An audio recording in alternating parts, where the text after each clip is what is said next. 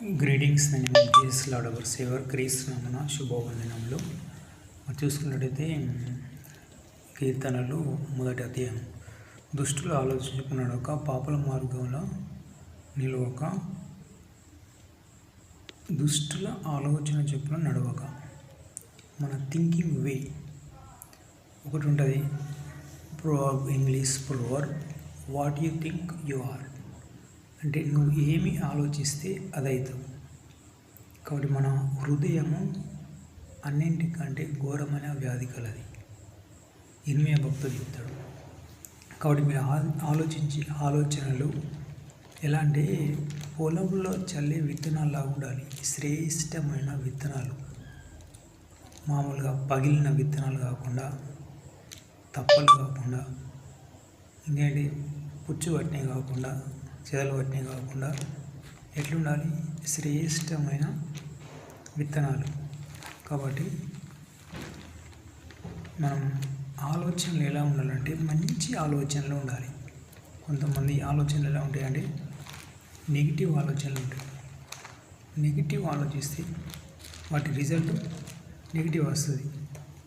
కాబట్టి మనం ఏం ఆలోచించాలంటే శ్రేష్టంగా మీరు పొందలేని వాటిని పొంది ఉన్నామని నమ్ముడి అంటున్నాం.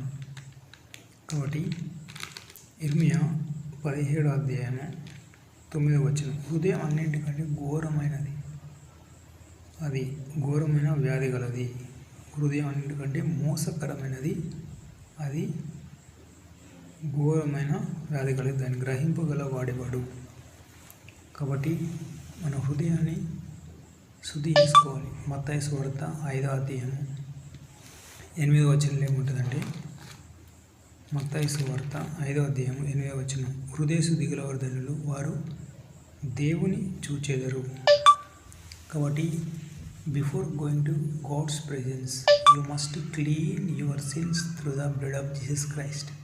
మీరు దేవుని సన్నిధికి వెళ్ళే ముందు మీ యొక్క మాటల్లో, చూపుల్లో, తలంపుల్లో ఉన్న పాపాలన్నీ క్రీస్తు రక్తంలో కడుక్కోండి. వస్త్రం ఒకరోజు 2 రోజులు వేసుకున్నాం, ఇట్లా అయితే మురికి అవుతుంది.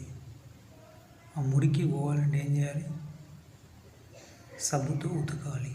లేకుంటే ఆ వాసన పక్కున్న వ్యక్తి ఉండలేడు. అదేవిధంగా మన మాటల్లో, చూపుల్లో, తలంపుల్లో ఉన్న నెగిటివ్ ఆలోచనలు ఇవన్నీ దేవునికి మనుషునికి మధ్యలో ఉంటాయి.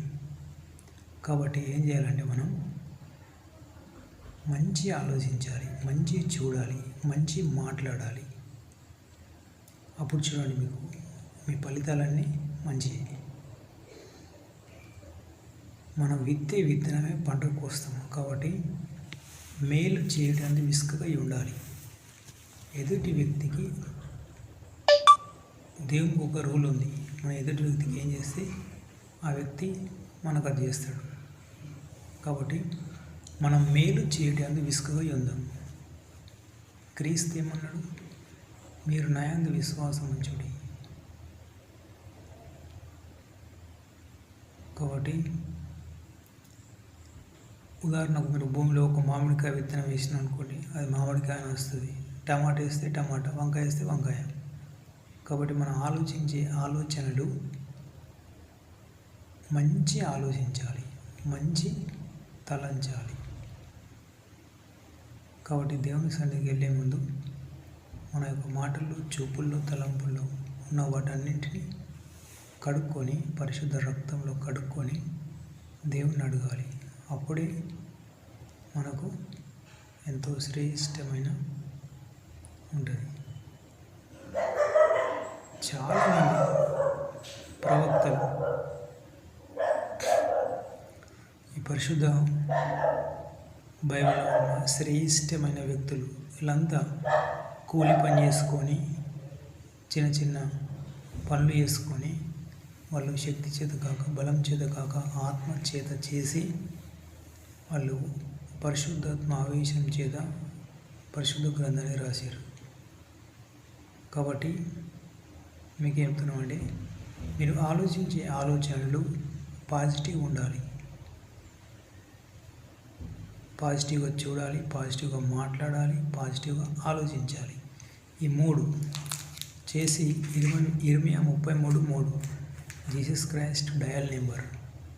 ఇర్మియా 33:3 అంటే నాకు మొరపెట్టుకు నీకు ఉత్తరం ఇచ్చాను, నీవు గ్రహింపలేని గూఢార్థమైన విషయం తెలియజేయదు. కాబట్టి